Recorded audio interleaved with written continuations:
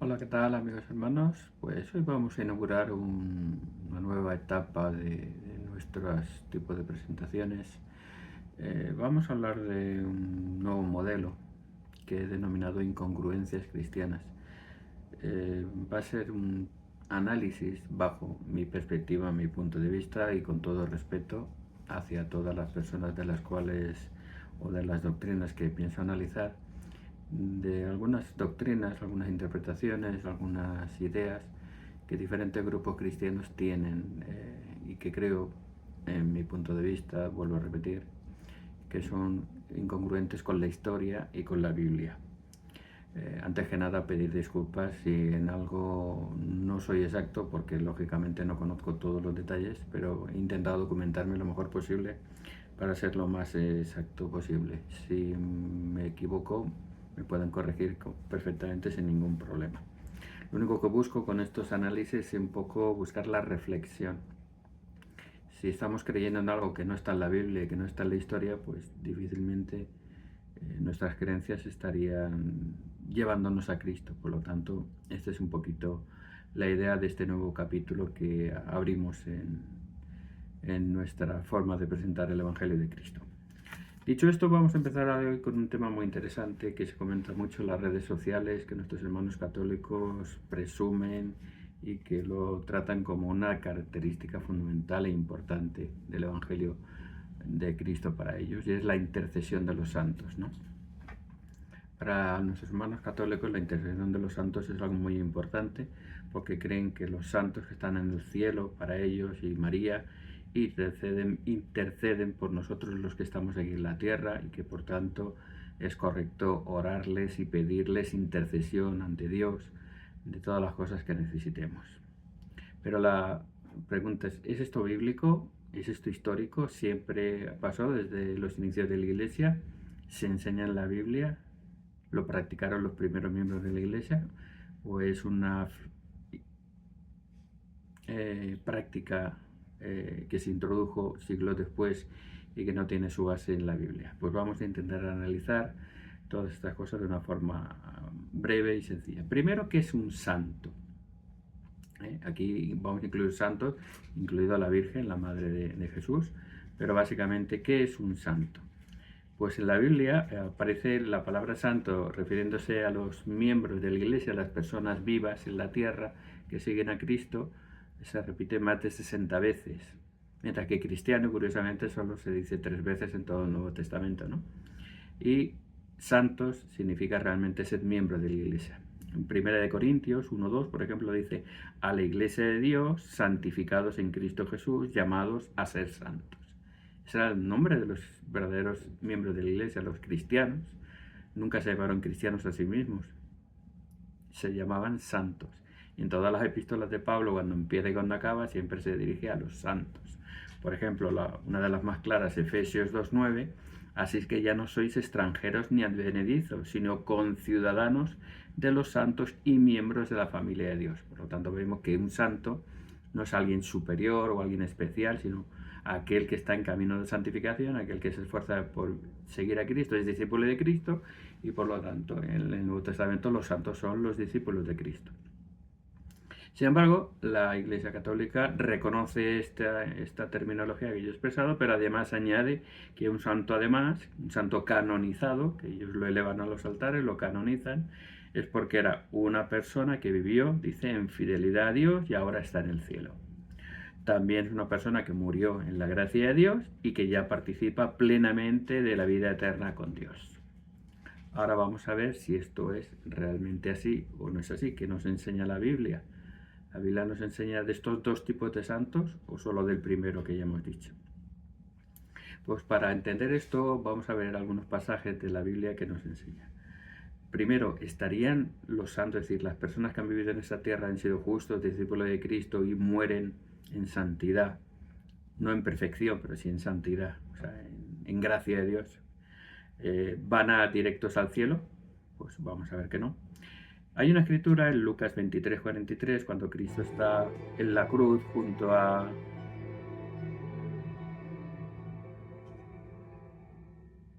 Disculpen la interrupción. Cuando Cristo está en la cruz junto al ladrón y este le pide que se acuerde de él y le dice, hoy estarás conmigo en el paraíso. Hoy estarás conmigo en el paraíso. Y dice, ¿ves? Ahí está, el ladrón va al cielo directo. Pero justamente Cristo, después de 3 días después de este acontecimiento, después de que resucita, cuando se abre la tumba en el domingo de resurrección, se aparece a María Magdalena y le dice, no me toques porque aún no he subido al Padre. Ve y di a mis hermanos, subo a mi Padre y a vuestro Padre, a mi Dios y a vuestro Dios. Eso está en Juan 20:17, es decir, que Cristo, 3 días después de decirle al ladrón que estarían juntos hoy, ese mismo día en el paraíso, pues vemos que 3 días después todavía no ha subido al cielo, por lo tanto el paraíso no es el cielo. El paraíso es el lugar donde descansan los espíritus de los hombres y las mujeres justas que han vivido en esta tierra, pero que todavía no han ido al cielo porque aún no ha llegado el tiempo ni siquiera del juicio final y la resurrección, que será cuando vayamos al cielo. Y lo podemos ver todo esto ilustrado en la parábola del rico y Lázaro que está en Lucas 16. El rico muere, el Lázaro muere, el rico va al infierno de fuego, digamos, está en sufrimiento, y el Lázaro está en el seno de Abraham, en el paraíso, gozando de paz y tranquilidad. Entonces vemos que cuando una persona fallece, va a un mundo que nosotros llamamos el mundo de los espíritus, que está dividido en un paraíso de paz y descanso, y en un infierno teórico y metafórico de fuego y sufrimiento por la conciencia de las personas. Por lo tanto, vemos que no los santos, claro, los santos miembros de la Iglesia, como Lázaro, aunque yo me llamo Lázaro, pero bueno, este es mi abuelete, van al cielo, no van al cielo, van al seno de Abraham, al paraíso, pero no es el cielo, porque Cristo fue a ver al Padre que estaba en el cielo 3 días después, cuando resucita. Por lo tanto, ni siquiera los santos van a estar en la presencia de Dios. Pueden verlo, probablemente, no lo sabemos mucho, pero lo que está claro es que no están en el cielo ya. Están todavía en el mundo de los espíritus esperando su resurrección y juicio final. Por lo tanto, que los santos están en paz y van al paraíso, sí, pero que están en el cielo en la presencia de Dios, no. Eso es algo incorrecto. Por lo tanto, vemos, ni hay 2 tipos de santos, ni los santos están en la presencia de Dios, a su ladito, para cuchichearle nuestras peticiones o nuestras oraciones. Pero ¿cómo lo razonan nuestros hermanos católicos esto? ¿Cómo lo justifican? Hacen una serie de analogías. He visto muchos vídeos de muchos hermanos católicos. Santiago Alarcón lo hace en múltiples ocasiones y de muchas formas, y siempre utiliza los mismos argumentos que aquí yo también, investigando y averiguando, he sacado. Vamos a analizar esos argumentos y vamos a ver si son bíblicos y si son históricos.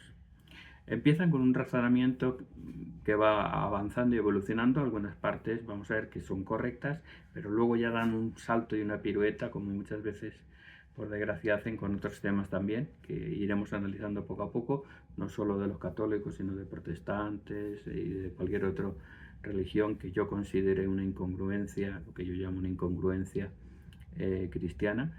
Iremos analizando, y aquí en este caso vamos a ver cómo empiezan bien, pero luego dan un salto al vacío que no permite ser consecuente, razonable y bíblico e histórico en todo momento. Primero dicen, los creyentes intercedemos unos por otros y todos nos pedimos intercesión. La Biblia, por ejemplo, dice en Santiago 5:6, orad unos por otros, la oración del justo puede mucho. Y es verdad, por supuesto.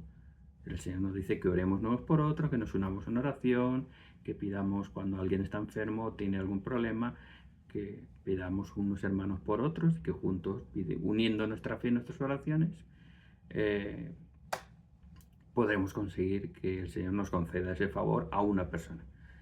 ¿Y eso es intercesión? No, eso es rogar unos por otros, ahora lo vamos a ver. Hasta ahí estaríamos de acuerdo, pero de ahí a pedir a los santos que están en el cielo va mucha distancia. El segundo punto que dicen es que los santos que están en el cielo están vivos y son conscientes. Y citan varias escrituras, entre ellos Lucas 20:38, Dios no es Dios de muertos, sino de vivos. Es verdad, aquí les damos también la razón. Los santos que pasan de esta tierra, su cuerpo queda en esta tierra, su espíritu que es eterno, está consciente y probablemente tienen conocimiento de las cosas que pasan aquí, y por lo tanto son conscientes de las cosas. Correcto, ¿de acuerdo? Hasta ahí vamos bien, pero ahí podríamos hacer un poquito, un pequeño dibujito que yo he preparado y vamos a ver. Y vamos a analizar además lo que significa. Dios, nuestro Padre, está en los cielos. A Él le debemos orar. Ahora luego veremos unas escrituras que nos hablan de orar a nuestro Padre Celestial, ¿no? Y los santos vamos a dejarlos ahí porque ya hemos visto que no están en su presencia, que no están en el cielo, están en el paraíso, pero vamos a conceder que estén ahí en un estado de cercanía o de proximidad a Dios. Y nosotros estamos aquí en la tierra, cada uno de nosotros, y se nos pide, sí que nos invita a orar unos por otros o unos con otros. Es decir, o nos juntamos en oración o oramos unos por otros, pero estamos orando juntos unos por otros. Pero, ¿qué hacemos? ¿A quién oramos? Oramos todos a nuestro Padre, oramos a nuestro Padre. Oramos a, esta es la clave. Hay una gran diferencia entre orar a y orar por o con. Nosotros en la tierra oramos con nuestros hermanos y por nuestros hermanos, pero oramos al Padre. En ninguna manera las Escrituras nos dice que oremos a un santo para que este santo se lleve su oración al Padre. Oramos todos los santos, los que estamos vivos en la tierra, que nos conocemos, pero no tenemos conexión con los santos que están en el cielo. No los vemos, no tenemos contacto, no podemos orar con ellos, ni por ellos, ni pedirles que ellos intercedan. ¿Se dan cuenta de la diferencia entre orar a y orar por o orar con? Hay una gran diferencia. Estamos orando a nuestro Dios juntos, pero el que oremos todos juntos como santos, como miembros de la Iglesia, como discípulos de Cristo, oramos al Padre que está en los cielos, pero no oramos con los santos que ya han muerto y que están en el paraíso. Es una gran diferencia que tienen que analizar y tienen que ver, porque no es lo mismo orar con los santos que orar pidiendo a los santos del cielo, a los santos del paraíso, que lleven una oración al Padre, porque eso no está en la Biblia.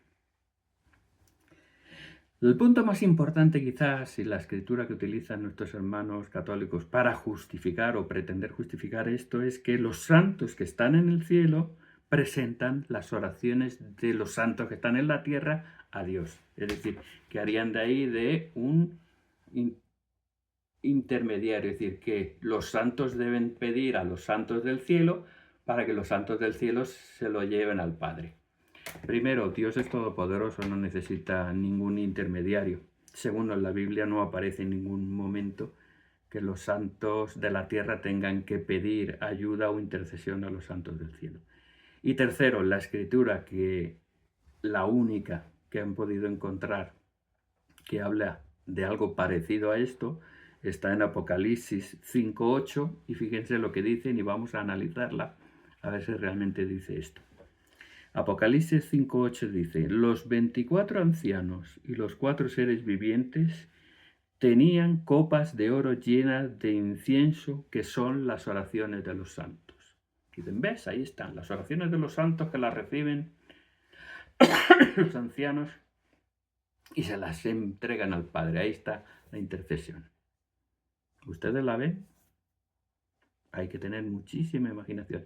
Mira que Santiago Alarcón, que siempre que le preguntan algo y siempre acaba diciendo a los protestantes, ¿y dónde está la sola escritura en la Biblia?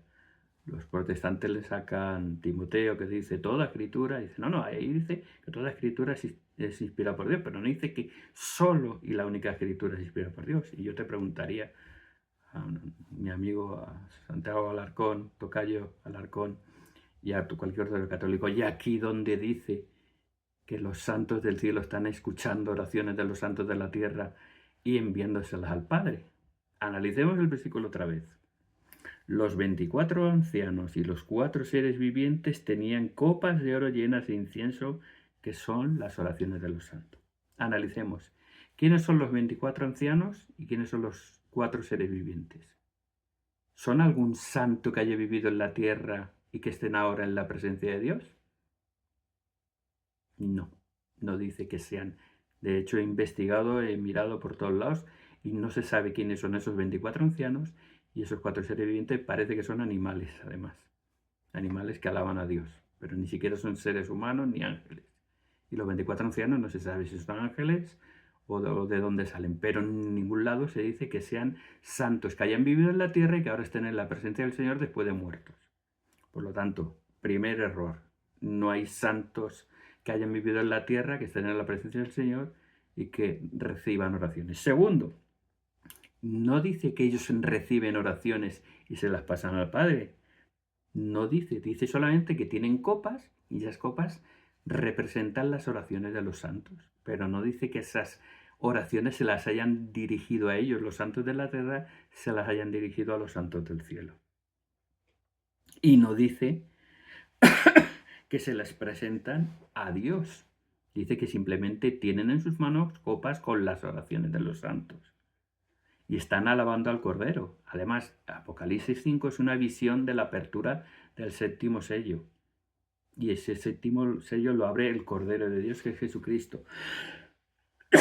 Con lo cual, ni es cronológicamente correcto, ni los 24 ancianos ni los seres vivientes son seres que hayan vivido en la tierra, ni dice que estén recibiendo oraciones de los santos de la tierra, de los discípulos de Cristo, ni siquiera que se las presenten ante el Padre. Ahí no está el Padre, está el Cordero. Porque si ven todo el capítulo 5 de Apocalipsis, es el séptimo sello abierto por el Cordero, que es el único digno de desatar ese sello. Por lo tanto, ni reciben oraciones, ni se las presentan al Padre. Ni siquiera son seres que sepamos que hayan vivido en la tierra, que sean santos o sean vírgenes que hayan vivido en la tierra. Por lo tanto, de ninguna manera podemos aceptar este versículo como intercesión de los santos, porque ni hay santos, ni reciben oraciones, ni presentan oraciones. Simplemente alaban al Cordero y tienen en sus manos unas copas de oro con las oraciones de los santos, pero no dice que se las hayan dirigido a ellos, ni que ellos las estén presentando a nadie en ningún momento. ¿Se dan cuenta de la incongruencia? Además, ¿qué nos enseña la Biblia? La Biblia nos enseña en Mateo 6:9 cómo orar. Y dice Cristo, oraréis así, Padre nuestro que estás en los cielos, santificado sea tu nombre, lo que todos conocemos por el Padre nuestro. Es decir, las oraciones se las dirigimos al Padre. Y en ningún otro sitio de las Escrituras escuchamos o aprendemos que las oraciones vayan dirigidas a ningún otro ser más que al Padre. No van dirigidas ni a santos, ni a vírgenes, ni a profetas, ni a personas de ningún tipo más que a Dios nuestro Padre. Y en Juan 14:13, Jesucristo nos dice, todo lo que pidiereis al Padre en mi nombre, yo lo haré. Es decir, que la oración siempre va dirigida al Padre, en el nombre de Cristo, para que Él responda a nuestras oraciones. En ninguna parte de la Biblia, ni en la historia temprana de la Iglesia, aparece que nadie ore más que al Padre en el nombre del Hijo, como Él lo ha establecido en estos otros versículos y otros muchos que nos hablan de similares principios. Por lo tanto, ¿qué tienen que ver los santos? ¿Qué tienen que ver todas estas cosas de las que estamos hablando que no tienen ningún sentido?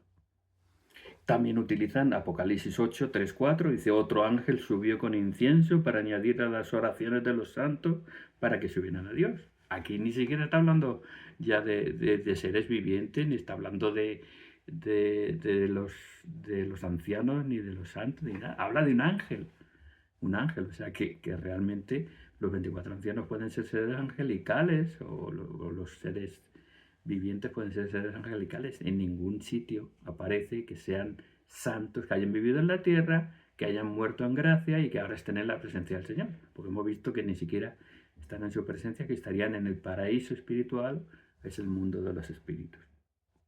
Por lo tanto, no hay ninguna justificación.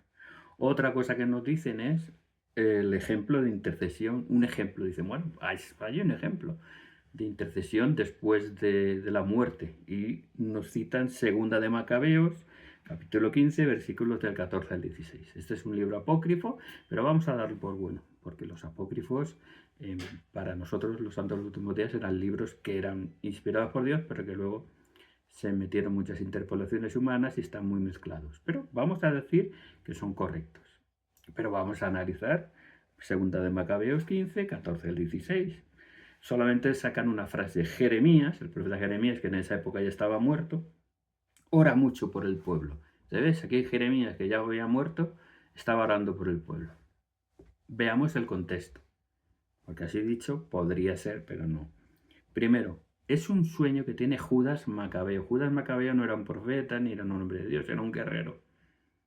Y apela a un sueño que tiene, porque está a punto de entrar en batalla contra Nicanor, creo que es, y lo que va a hacer es animar a las tropas, y anima a las tropas diciendo que Dios les va a ayudar, porque ha tenido un sueño en el cual ha visto a Jeremías que oraba por el pueblo de Jerusalén. Es un sueño, no es una revelación, pero vamos a admitir que sea correcto.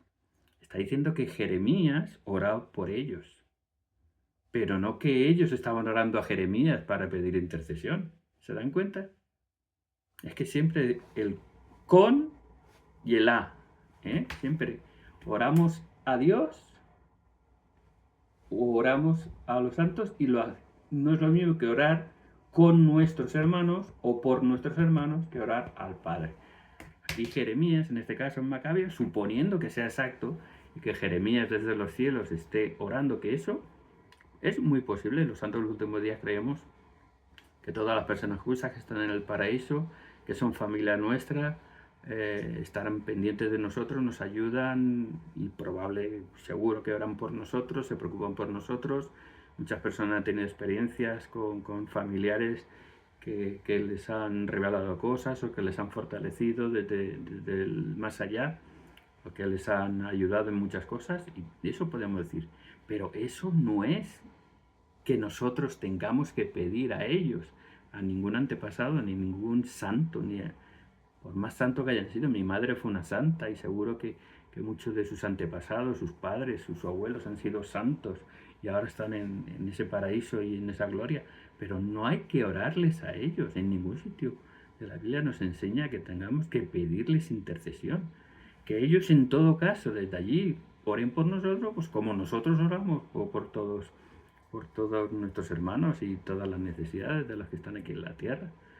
Pero está muy claro, aunque Jeremías orara por ellos, que es un sueño de un militar, que ni siquiera es una revelación, ni una visión de un profeta de la antigüedad, sino que es un guerrero que tiene un sueño con el cual anima a sus tropas a luchar contra el enemigo, apelando a la ayuda de Dios, pero dice que Jeremías oraba por ellos. Vale, estupendo. Yo encantado de que Jeremías, San Pedro, San Pablo ore por cada uno de nosotros, los que estamos aquí en la batalla terrenal luchando por seguir a Cristo. Pero no dice que nosotros oremos, ni que ellos oraban a Jeremías, ni que nosotros tengamos que orar a ningún santo, a ninguna santa, a ninguna virgen o ninguna persona que haya estado en esta tierra, porque no existe eso. Es todo una pirueta intelectual o un ir más allá de lo que está escrito, o es algo que se contradice con lo que siempre los católicos le reclaman a los protestantes con la sola escritura. Es que ahí no dice eso, es que en ninguna escritura que hemos leído dice eso, en todas las que hemos leído dice lo contrario. Y luego finalmente dicen, bueno, y María intercedió en las bodas de Caná, intercedió para hacer el primer milagro que hizo Jesucristo. Analicemos las bodas de Caná. La boda de Caná, María le pide un favor a su hijo Jesucristo. Y Jesucristo, a regañadientes, porque parece ser que es un poco a regañadientes, la complace y hace el milagro de convertir el agua en vino. Pero si hubiera habido intercesión ahí, tendría que alguien haberle pedido el favor a María. Vamos a imaginarnos. Uno de los invitados le dice, María, por favor, pídele a tu hijo que aparezca vino, que haga algo, porque se nos acaba el vino. ¿Hay alguien que le pide a María que hable con su hijo para que su hijo haga un milagro? Eso sería una intercesión. No, simplemente María ve que falta algo, dice, Jesús, échanos una mano. Tú que todo lo puedes, que eres Dios todopoderoso. Y Jesús complace a su madre, pero ahí no hay intercesión. Nadie le pide a María. Y María además estaba viva. Estamos hablando de que no María está en el cielo y le está alguien pidiendo a María que interceda con Jesús, ni en la tierra ni en el cielo. Se dan cuenta que son piruetas intelectuales, que son cosas que no están escritas, que es demasiada deducción y demasiada cosa que además va en contra de las escrituras. Por lo tanto, creo que es ir mucho más allá de lo que está escrito todas estas cosas. Y para terminar, pues un poquito de historia. Vamos a ver un poquito la historia, a ver qué nos dice la historia sobre la oración a los santos, la oración a María, si ellos interceden por nosotros y si es correcto pedirles ayuda e intercesión. Si analizan la historia, en el siglo I no aparece absolutamente nada, solo aparece lo que hemos visto. Orad unos por otros y la oración del justo es poderosa. Y oramos unos por otros. En el segundo siglo, lo mismo. Ya nos tenemos que ir al tercer siglo, en la cual aparece la primera oración a María, a finales del siglo III, más de 200 años después de la muerte de Cristo, que se aparece la primera oración que se llama Subtuum Presidium, nos acogemos a ti María o algo así, que es la primera oración. Y ya en el siglo IV, el año 370, San Basilio acepta la intercesión de los santos, de los mártires de la fe, y el 380 Gregorio Nacianceno habla ya de los mártires y que estos interceden por nosotros, y ahí empiezan las oraciones a la Virgen y a los santos. Por lo tanto, ni en el siglo I ni en el siglo II aparece esto. Ya tendríamos que irnos más de 200 años después de la muerte de Cristo para que empiecen a aparecer. Por lo tanto, vemos que es un desarrollo tardío. Para algunos puede ser muy temprano, pero para los que creemos en la restauración del Evangelio y aceptamos solamente las enseñanzas de los apóstoles y lo que podemos ver en el siglo I y quizás en el segundo, que pudiéramos comprobar o corroborar históricamente que es cierto, pues para nosotros es insuficiente. Irnos ya al siglo III es aceptar que ha habido ya cambios, que se han cambiado cosas y que se desarrollan cosas que no tienen nada que ver, como hemos visto en estos versículos. Por lo tanto, queda muy claro que la intercesión de los santos ni es bíblica ni es histórica, y que hay que tener mucha imaginación y pensar mucho más de lo que está escrito y buscar y agarrarse a escrituras que no dicen en ninguna cosa lo que deben de decir, sino que las escrituras son orar al Padre en el nombre del Hijo. Y punto. Es lo único que hay.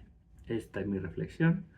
Cada uno tiene que saber su relación con Dios, con Él, cómo es, y cada uno debe decir en qué iglesia quiere estar y qué iglesia y qué enseña tu iglesia, si va de acuerdo a la historia y a las escrituras. Piensen un poquito y reflexionen en esto. Que Dios les bendiga.